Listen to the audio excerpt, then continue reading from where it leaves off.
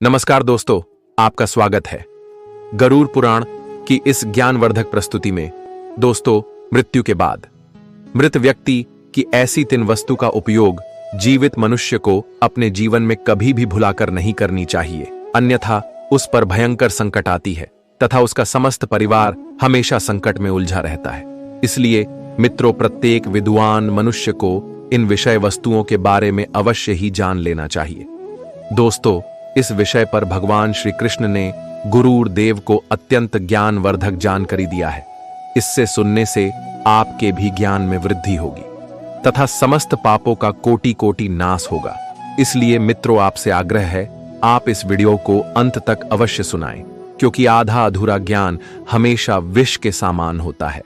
साथ ही इस वीडियो को एक लाइक करके चैनल को अवश्य सब्सक्राइब कर लीजिए।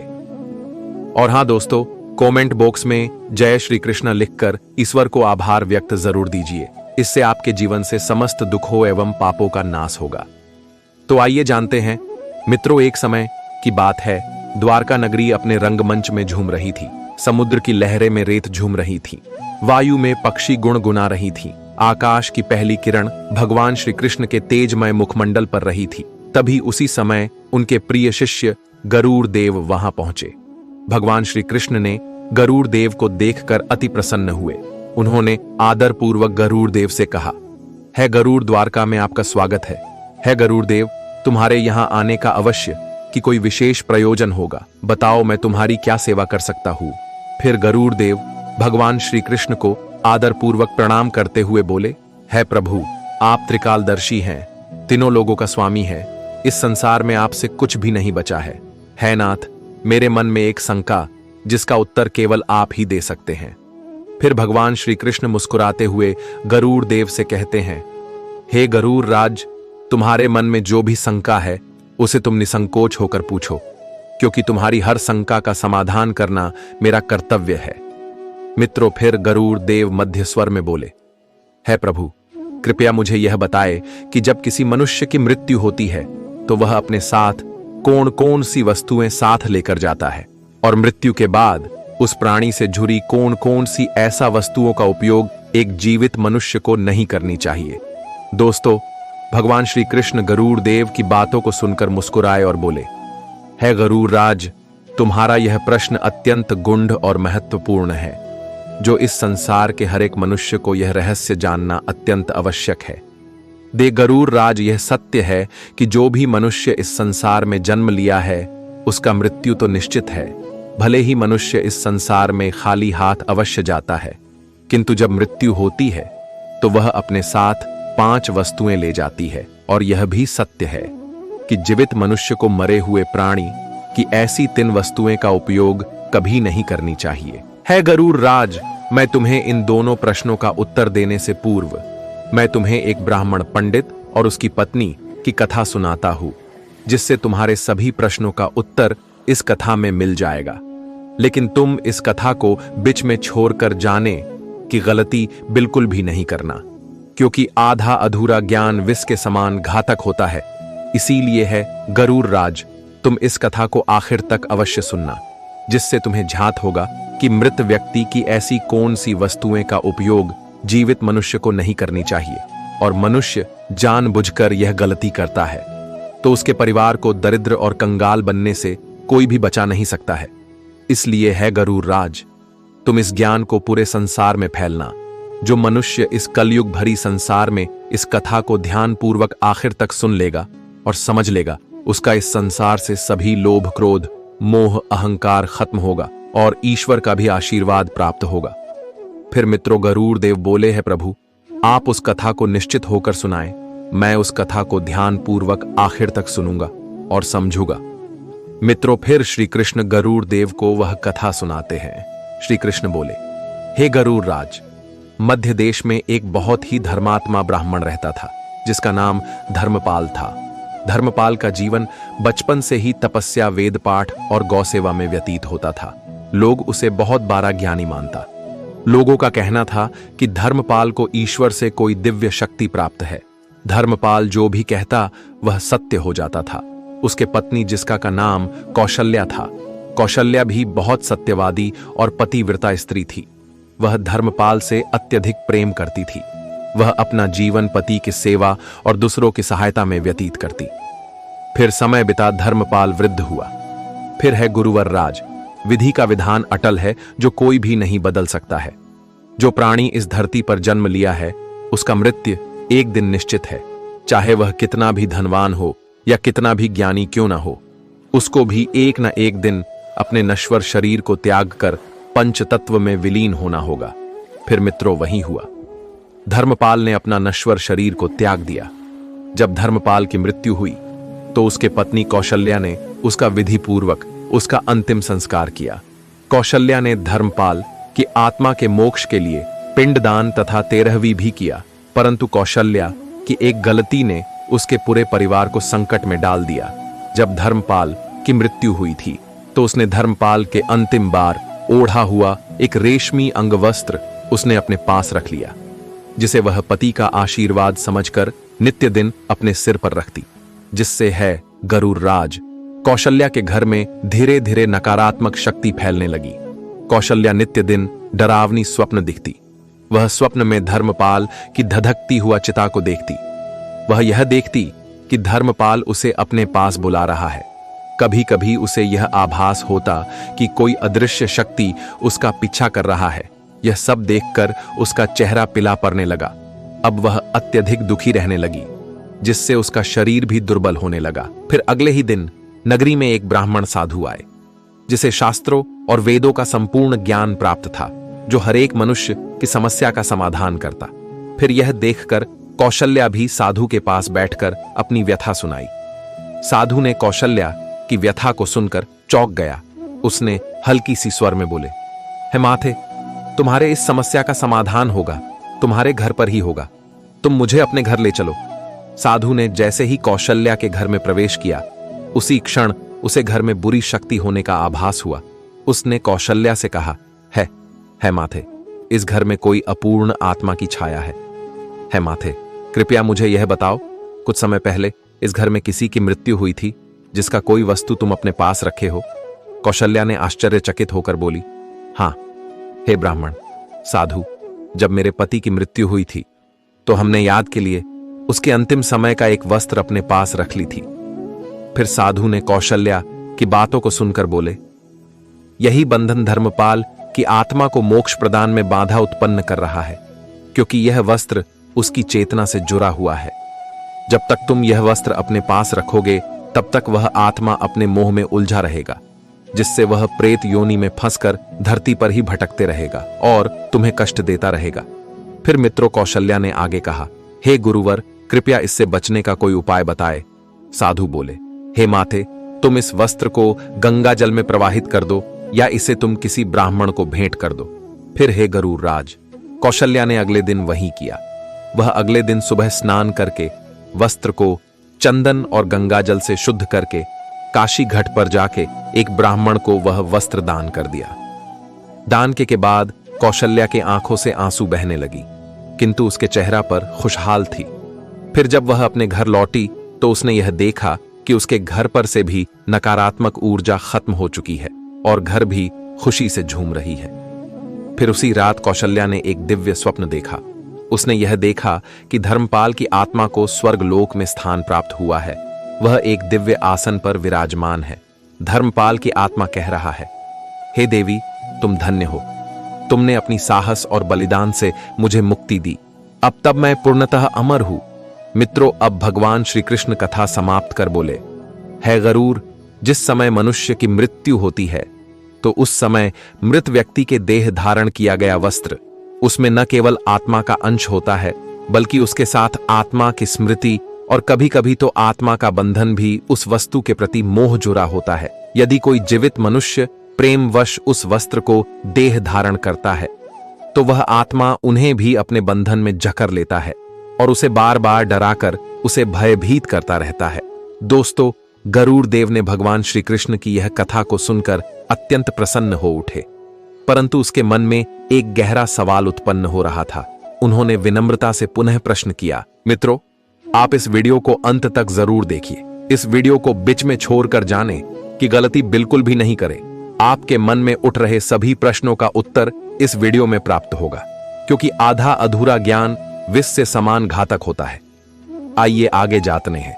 फिर गरुड़ देव बोले, हे कमल नयन प्रभु, यदि मृत व्यक्ति की वस्तुएं आत्मा को बांधती हैं तो क्या वह केवल वस्त्रों के लिए ही सही है? क्या उसके घर, बिछावन, पनलग, गहने तथा उस आत्मा के प्रिय वस्तु के प्रति भी मोह का बंधन जुड़ा रहता है? अगर ऐसा है तो हे प्रभु, अगर कोई जीवित मनुष्य इन वस्तुओं को धारण करता है तो क्या वह भी उस आत्मा से जुड़ जाते हैं? फिर श्री कृष्ण ने गरुड़ जी की बातों को सुनकर मुस्कुराते हुए बोले, हे गरुड़ राज, तुमने यह अति सूक्ष्म प्रश्न किए हो। अगर किसी आत्मा का स्मृति प्रेम से जुड़ा हो तो वह आशीर्वाद बन जाती है, किंतु जब स्मृति मोह से जुड़ा हो तो वह बंधन बन जाती है। फिर श्री कृष्ण अपने दिव्य दृष्टि से गरुड़ देव की ओर देखा और बोले, हे गरुड़ राज, आओ, मैं तुम्हें एक दिव्य दृश्य दिखाता हूं जिससे झात हो। यह दृश्य तुम्हारे सामान्य नेत्रों से नहीं देखा जा सकता है। मित्रों, फिर भगवान श्री कृष्ण इतना कहकर गरुड़ देव को अपने दिव्य दृष्टि से परलोक की झलक दिखाए। वहां उसने यह दिखाए कि एक आत्मा जिसकी मृत्यु हो चुकी थी, परंतु उसे धरती पर अपनी वस्तु के प्रति मोह बंधा हुआ था। वह बार बार धरती पर उतरता और चढ़ता। वह कभी अपने पनलक के पास खड़ा होता, तो कभी घड़ी के पास, तो कभी अपने प्रिय वस्त्र को निहारता, तो कभी अपने बेटे के सिर पर साथ फिराता। इन वस्तुओं के प्रति उसका मोह खत्म नहीं हुआ था। वह न तो अपने वस्तु के लिए रो सकती थी, न ही वह किसी को बोल सकती थी, परंतु उसके आंखें की झलक यह कह रहा था कि यह मेरा है, तुम सब मुझे मत भूलो, मुझे इन बंधन से मुक्त करो। फिर श्री कृष्ण बोले, हे गरुड़ राज, यह आत्मा एक राजा की है जो मृत्यु के अंतिम समय में भी संसारिक मोह में उलझा हुआ था, जिसका नाम ध्रुवसेन। ध्रुवसेन एक राजपुरोहित था जो जीवन भर धर्म सत्य पर टिका रहा, परंतु उसके मन में एक मोह था। उसके लाल रेशम की आसन जिस पर बैठकर वह नित्य दिन पूजा पाठ करता, पर जब उसकी मृत्यु हुई तो उनके पत्नी ने उस आसन को फिर से मंदिर में ही रख दिया जहां ध्रुवसेन पूजा पाठ करता। फिर उसके पुत्र अंगद उस आसन पर बैठकर पूजा करने लगा। फिर अंगद को नित्य दिन भयभीत स्वप्न आने लगा। वह कभी कभी भयभीत छाया दिखता, तो कभी हंसने की आवाज, तो कभी अजीब सी चीख, जिससे अंगद के मन में अत्यधिक चिड़चिड़ापन आने लगा। फिर एक अंगद अचानक से गिर गया, जहां उसकी वाणी चली गई। फिर उसकी मां ने घर की यह समस्या को देखकर एक साधु को बुलाया। साधु ने यह देखकर बोला कि यह कोई सामान्य रोग नहीं है, यह आत्मा की संकेत है। इस घर में जब किसी की मृत्यु हुई थी तो उस आत्मा के प्रिय वस्तु के प्रति मोह खत्म नहीं हुआ है, जिससे वह आत्मा धरती पर ही भटक रहा है। जब तक उस आसन को गंगा जल से शुद्ध कर अग्नि या जल में विसर्जित नहीं किया जाएगा, तब तक वह सूक्ष्म आत्मा स्वतंत्र नहीं होगी। फिर अगले ही दिन अंगद सुबह स्नान करके वह आसन लेकर गंगा के तट पर पहुंचा। उसने उस आसन को गंगा जल में शुद्ध करके स्नेहपूर्वक पिताजी से कहा, हे पिज्जा श्री, अगर आपकी आत्मा इस वस्तु के मोह में बंधी है तो आज मैं उन बंधनों को तोड़ता हूं और आपके आत्मा को मुक्त करता हूं। मेरी श्राद्धा और मेरा प्रेम अब किसी वस्तु के प्रति नहीं है। इतना कहकर अंगद उस वस्त्र को गंगा में प्रवाहित कर दिया। फिर उसी रात अंगद ने स्वप्न में यह देखा कि उसके पिताजी ने उसे गले लगाकर कह रहा है, हे पुत्र, तुम मुझे इस संसारिक मोह से मुक्त किया, अब मैं पूर्णतः अमर हूं। मित्रों, फिर श्री कृष्ण बोले, यह संसार केवल एक दृश्य नहीं है, यह एक अदृश्य बंधनों से भी बंधा हुआ है। आत्मा जब शरीर छोड़ती है तब वह कुछ समय तक पृथ्वी की संसारिक मोह में उलझा रहता है। यदि परिवार श्राद्धा से आत्मा का अंतिम संस्कार करता है और उसके प्रिय वस्तु का विदाई नियमानुसार करते हैं, तो वह आत्मा संसारिक मोह से मुक्त होकर स्वयं ही अपने लोक चली जाती है। यदि उन्हें मोह में पकड़ के रखे तो वह आत्मा प्रेत योनि में उलझकर हमें भयभीत करता रहता है। इसलिए है गरुड़ राज, गरुड़ पुराण में लिखा हुआ है, मृतदेह धृतम वस्त्रम प्रेतवायु संयुतम भवति, अर्थात मृत शरीर द्वारा पहना गया वस्त्र प्रेतवायु से युक्त होता है। मृतात्मा का सम्मान केवल क्रियाकर्म से नहीं होता है, बल्कि उनके प्रिय वस्तुओं व स्मृतियों को शुद्ध करना और उसे प्रेम और त्याग से विदा करना होता है। जब तुम किसी आत्मा की स्मृति को मोह से मुक्त करके आशीर्वाद में बदल देते हो, तो सूक्ष्म आत्मा स्वयं आशीष देते हैं। अब हे गरुड़ राज, मैं तुम्हें पांचों ऐसी मृत व्यक्ति की वस्तुएं के बारे में बताता हूं जो जीवित मनुष्य को अपने जीवन में कभी भी भूल से नहीं करनी चाहिए। जो मनुष्य इन 5 वस्तुएं का उपयोग अपने जीवन में करता है तो उसे संकट से कोई भी नहीं बचा सकता है। मित्रों, आप इन 5 वस्तुएं के बारे में अवश्य जान लें, इसलिए आप इस वीडियो को अंत तक अवश्य देखिए। आइए जानते हैं। नंबर 1, वस्त्र या उनके कपड़े। यदि मृत व्यक्ति द्वारा पहने गए या उनके लिए विशेष रूप से रखे गए कपड़े, जैसे शव पर रखा वस्त्र, चादर आदि नहीं पहनना चाहिए। यह अशुद्ध माने जाते हैं। यदि हो तो उन वस्त्रों को गंगा जल से शुद्ध करके ब्राह्मण को दान कर दे। नंबर 2, आभूषण या उनके गहने। यदि मृत व्यक्ति के शरीर पर जो आभूषण हो तो उन्हें किसी अन्य व्यक्ति को नहीं पहनना चाहिए, क्योंकि उनसे उस व्यक्ति की ऊर्जा जुड़ी होती है। यदि हो तो उस आभूषण को गंगा जल से शुद्ध करके उसके बदले दूसरा आभूषण ले ले। नंबर 3, जूते, चप्पल या घड़ी। मृत व्यक्ति के जूते, चप्पल या घड़ी को अन्य मनुष्य को नहीं पहनना चाहिए। इससे अशुभ प्रभाव होता है और घर में नकारात्मक ऊर्जा फैलती है, क्योंकि जूते, चप्पल और घड़ी में मृत व्यक्ति की ऊर्जा छिपा होता है। यदि हो तो गंगा जल से शुद्ध करके जरूरतमंद को दान कर देना चाहिए। नंबर 4, मृत व्यक्ति की बर्तन। यदि मृत व्यक्ति की बर्तन खासकर तांबे, पीतल या चांदी के बर्तन हो जो मृतक स्वयं उपयोग करता था, उसे बिना गंगा जल से शुद्ध कराए उसे उपयोग में नहीं लाना चाहिए। यदि हो सके तो ब्राह्मण को दान कर देना उचित होगा। नंबर 5, धार्मिक वस्तुएं। यदि विशेष रूप से उनके नाम से जुड़ा हुआ हो, जैसे जाप माला, पूजा का आसन, पूजा की थाली आदि। यदि यह वस्तु मृतक के व्यक्तिगत थे तो उन्हें गंगा जल में प्रवाहित कर देना चाहिए, अन्यथा उसे गंगा जल से शुद्ध करके ब्राह्मण को दान कर देना चाहिए। अगर कुछ वस्तुएं आदर्श के भाव से रखना हो, जैसे फोटो, स्मृति चिन्ह आदि, श्रद्धा पूर्वक सुरक्षित रखी जा सकती हैं, परंतु उन्हें पूजा घर में प्रयोग नहीं करना चाहिए जहां मृत व्यक्ति अपना अधिक समय व्यतीत किया हो, जहां उसने अपना प्राण त्याग हो। उस जगह पर 7 दिनों तक धूप दीप जलाकर गंगा जल से शुद्ध रखे।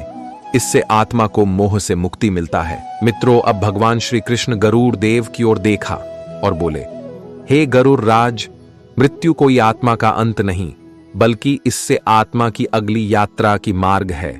यदि व्यक्ति उस आत्मा को प्रेम पूर्वक श्राद्धा से विदा करे तो वह पुष्पों की तरह उड़कर अपने लोक में पहुंचती है। पर यदि मनुष्य उनके वस्त्र, गहने के बंधन में बांधे रखते तो वह न स्वयं मुक्त हो पाते हैं, बल्कि उसे भी मुक्त होने में बाधा उत्पन्न करते हैं। दोस्तों, श्री कृष्ण की यह कथा को सुनकर गरुड़ जी की आंखों प्रेम की करुणा झलक उठी। उसने श्री कृष्ण के चरणों में शीश झुकाकर बोले, हे प्रभु, आप धन्य हो। आपने मृत्यु के इस गूढ़ रहस्य को बताकर मेरे मन को तृप्त कर दिया और मेरे शंका को भी मन से दूर किया। मैं आपके इस ज्ञान को समस्त संसार में फैलाऊंगा। मैं मनुष्य को सिखाऊंगा कि मृत केवल व्यक्ति को विदा करना और उसका अग्नि संस्कार करना नहीं है, बल्कि उसके स्मृतियों, वस्त्रों और बंधनों को भी प्रेम पूर्वक मुक्त करना होता है। मृत्यु के बाद छोड़ी गई वस्तुएं आत्मा से, ऊर्जा से जुड़ी होती हैं। उन वस्तुओं का विसर्जन या दान न केवल आत्मा को मुक्त करता है, बल्कि मनुष्य को भी सुख शांति प्रदान करता है तथा घर परिवार खुशहाल रहता है। मित्रों, जिस वस्त्र को मृत व्यक्ति ने धारण किया हो उसे जीवित मनुष्य को नहीं पहनना चाहिए, क्योंकि उस पर प्रेत या पिशाच अपना अधिकार कर लेते हैं और यह वस्त्र उस व्यक्ति के लिए अशुभ, अनिष्टकारी सिद्ध होता है। दोस्तों, गरुड़ पुराण में भी यह स्पष्ट रूप से लिखा हुआ है कि मृत्यु के बाद आत्मा कुछ समय तक अपने भौतिक वस्तुएं से जुड़ी होती है। उन वस्तु के प्रयोग से जीवित मनुष्य को मानसिक, शारीरिक और आध्यात्मिक स्थिति पर दुष्प्रभाव पड़ सकता है। दोस्तों, मृत्यु केवल शरीर का अंत है, न कि आत्मा का। आत्मा अनंत अमर है। वह एक शरीर को त्याग कर पुनः दूसरा शरीर ग्रहण करता है। इसलिए आत्मा को मोक्ष दिलाने के लिए उसका विधि पूर्वक कर्म, क्रिया, श्राद्ध ही उचित मार्ग है, जिससे आत्मा को भी मुक्ति प्रदान होती है और हमें भी जीवन में सुख समृद्ध प्राप्त होता है। धन्यवाद। दोस्तों, गरुड़ पुराण की सभी बतलाए गए बातों को अवश्य ध्यान में रखें और अपने जीवन को सत्य की मार्ग पर समर्पित रखें। इससे आने वाले जीवन अत्यंत सुखद होगा। और दोस्तों, वीडियो अच्छा लगा तो इस वीडियो को एक लाइक करके कमेंट बॉक्स में जय श्री कृष्ण जरूर लिख दीजिए और हमारे इस चैनल गीता गुरु ज्ञान को अवश्य सब्सक्राइब कर लीजिए ताकि हर एक नया वीडियो आप तक तुरंत पहुंचे। धन्यवाद। हर हर महादेव। ओम नमः शिवाय। राधे राधे।